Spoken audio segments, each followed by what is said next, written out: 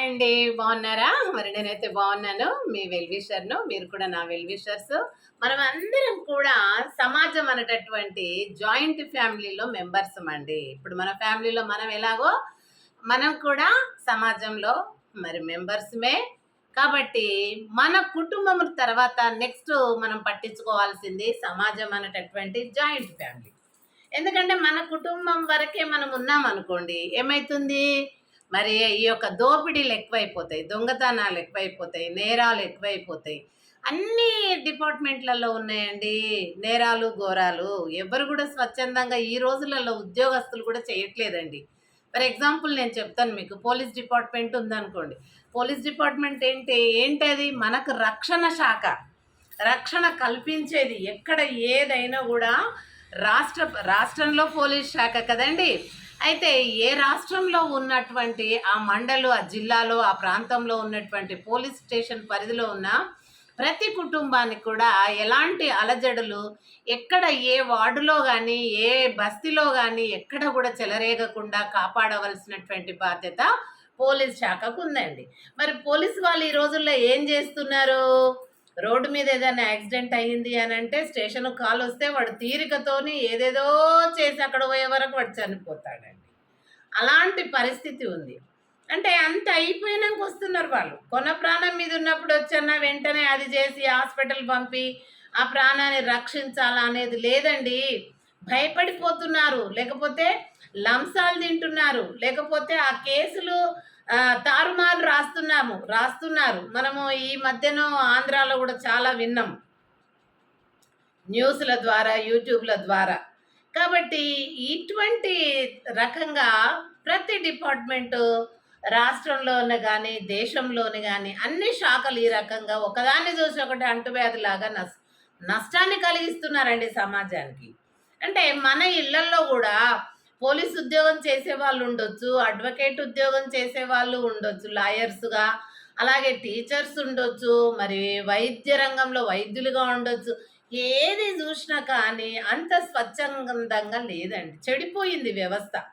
ఎందుకో కొంతమంది దుర్మార్గులు వేరు పురుగు చేరి వృక్షంబు చెరుచును, చీడ పురుగు చేరి చెట్టు చెరుచు, కుస్తుండు చేరి గుణవంత చెరచురా విశ్వత అభిరామ వినురవేమ అని వేమన చెప్పినట్టు ఏం చేస్తున్నారు వాళ్ళు?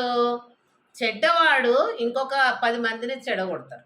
చెట్టు యొక్క వేరును చెడగొట్టి చెట్టు చెడగొట్టి ఎట్లా పురుగులు ఆ పురుగుల్లాగా తయారయ్యిండ్రండి సమాజం లోపల. కాబట్టి ఇలాంటిది ఉన్నప్పుడు పోలీస్ శాఖ ఏం పని చేస్తుంది?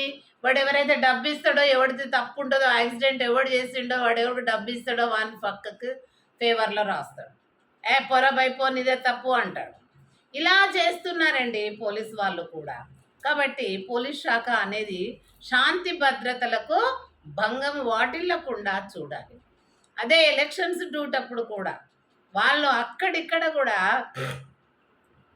రూపాయల నోట్లు కానీ కరెన్సీ ఏదైనా కూడా దొంగ రవాణా జరుగుతుంటే కూడా కొంచెం వాళ్ళకు డబ్బు అలా ఇవ్వగానే ఇంకా విడిచిపెట్టేస్తున్నారు.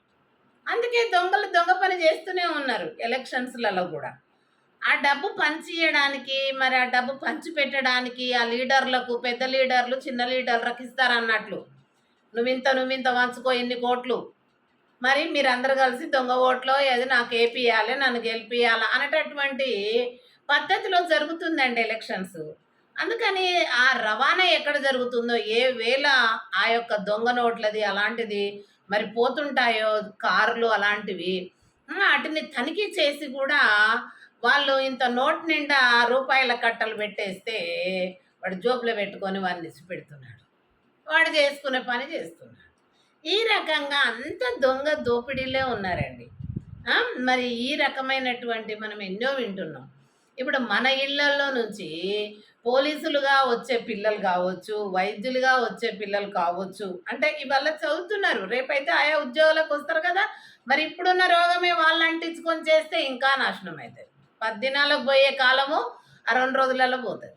అట్లా అవుతుంది అనమాట. అందుకని ఇప్పటి నుంచే చదువుతున్నటువంటి విద్యార్థులకు మనము కొంచెము సమాజపరంగా పెద్దవాళ్ళము మన కుటుంబాల్లో, అన్ని కుటుంబాల్లోనండి పిల్లలకు ఏ ఉద్యోగాలు ఏది చేయనై ఉన్నారో పిల్లలు వాటి గురించి మోరల్ ఎథిక్స్ చెప్పాలండి.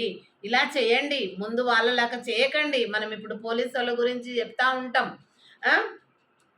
అది రాజకీయ దొంగలైతే వాళ్ళని కొట్టారు, మామూలు దొంగ అయితే వాళ్ళని కొడతారు, ఎవడన్నా ఫోన్ చేస్తే వదిలిపెడతారు లీడర్లు, లేదా డబ్బులు ఇస్తానని వదిలిపెడతారు. ఇటు డబ్బన్నా ఉండాలి, అటు రాజకీయం ఫోన్ అన్నా ఉండాలి. ఈ రకంగా పోలీసులు తయారయ్యారు.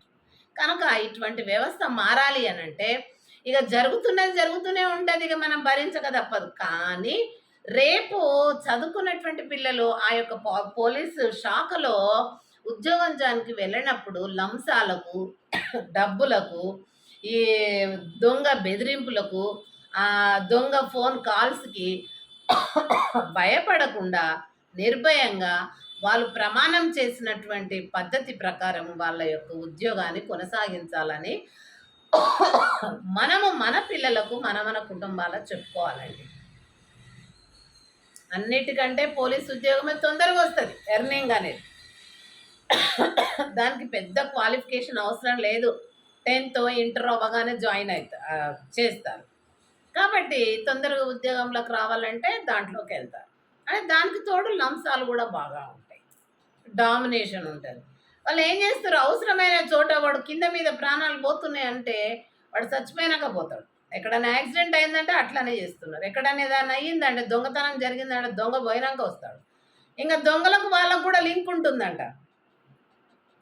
ఆ దొంగ ఏం చేస్తాడు, తీసుకున్న దాంట్లో ఇంత % నీకు ఇస్తా అని చెప్తే వాళ్ళ అంతకే అది తీసుకొని వీడి జోబులో పెట్టుకుంటాడు, వాడు మొత్తం దోపిడేలు. ఆ ఇల్లు ఇక నిలువు దోపిడే కదా. ఆ రకంగా చేస్తున్నారు పోలీసు వాళ్ళు. దయచేసి మీరు కూడా పోలీసు వాళ్ళు ఎలా వాళ్ళ యొక్క ప్రవర్తన ఎట్టుంది, వాళ్ళ డ్యూటీస్ ఎట్లున్నాయి, ఎట్లా చేస్తున్నారు, ప్రతి బస్తీ వాళ్ళు ఎక్కడైనా దొంగతనాలు జరుగుతూ ఉంటాయి, అక్రమాలు జరుగుతుంటాయి, అక్రమ సంబంధాలు ఉంటుంటాయి, వ్యభిచారాలు ఉంటుంటాయి. ఇవన్నీ కూడా గస్తీలో తిరిగినప్పుడు, పెట్రోలింగ్ చేసినప్పుడు కానీ, దొంగలు కానీ ఏది కానీ వాళ్ళ దృష్టికి వచ్చినప్పుడు వాళ్ళు కరెక్ట్ చేస్తున్నారా లేదా, ఆ బస్సులో మొత్తం ఆ లొకేషన్లో అదే టాక్ ఉంటుంది. కాబట్టి దాన్ని కొంచెం మనము జాగ్రత్తగా పరిశీలించి, పోలీసు వాళ్ళు ఇట్లున్నారు, అంత అయిపోయినాక వస్తారు, మళ్ళీ ఎక్కడవా ఏంది మేము వెతుకుతాం పట్టుకుంటాం అన్నట్టు వాళ్ళు బిల్డప్ ఇచ్చి వెళ్ళిపోతుంటారు. కానీ ఇది నిజమైన డ్యూటీయా, నిజమైన రక్షక భటుడా, నిజమైనటువంటి రక్షణ కల్పించేటటువంటి వీళ్ళ శాంతి భద్రతలకు భంగం ఇంకా వీళ్ళే కలిగిస్తున్నారు ఇండైరెక్ట్గా.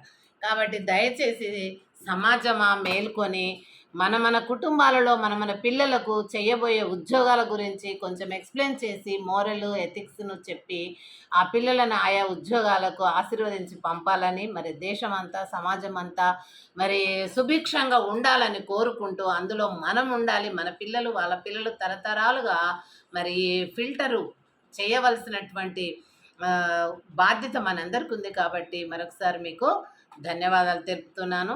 సమాజం అంటే నిర్లక్ష్యం చేయకండి, మనది ఫస్ట్ కుటుంబం. మనం నివసించేది మనం అందరం, అన్ని కుటుంబాలు నివసించే సమాజం. కాబట్టి మన కుటుంబం గురించి కేర్ తీసుకున్నాక ఇంకా రెండవ స్టెప్ అనేది సమాజంకి పెట్టాలండి. కాబట్టి మీరందరూ కూడా సమాజము నాడు నేడు ముచ్చట్లను మరి మీరందరూ లైక్ చేయండి, షేర్ చేయండి, కామెంట్ చేయండి, మరి అదేవిధంగా సబ్స్క్రైబ్ చేయండి. మరి నా యొక్క ఛానల్ జీపీఎల్జీసీని మీరు ఆదరించిన వాళ్ళు అవుతారు, సపోర్ట్ చేసిన వాళ్ళు అవుతారు. థ్యాంక్ యూ అండి. మనము మన వరకే వ్యక్తిగతంగా ఉండొద్దు, మనం ఒక సమాజంలో ఉంటున్నాము. సమాజంలో ఉన్నటువంటి చీడ పురుగులు ఎవరు ఎట్లా చేస్తున్నారా అనేది మనం తెలుసుకొని మన కుటుంబాల్లో మన పిల్లలకు మనం బోధించుకున్నట్టయితే కనీసం ముందు తరం వాళ్ళన్నా మరి ఆ రకంగా సమాజాన్ని ఫిల్టర్ చేసే అవకాశం ఉంటుందని నా ఉద్దేశం అండి. Thank you so much.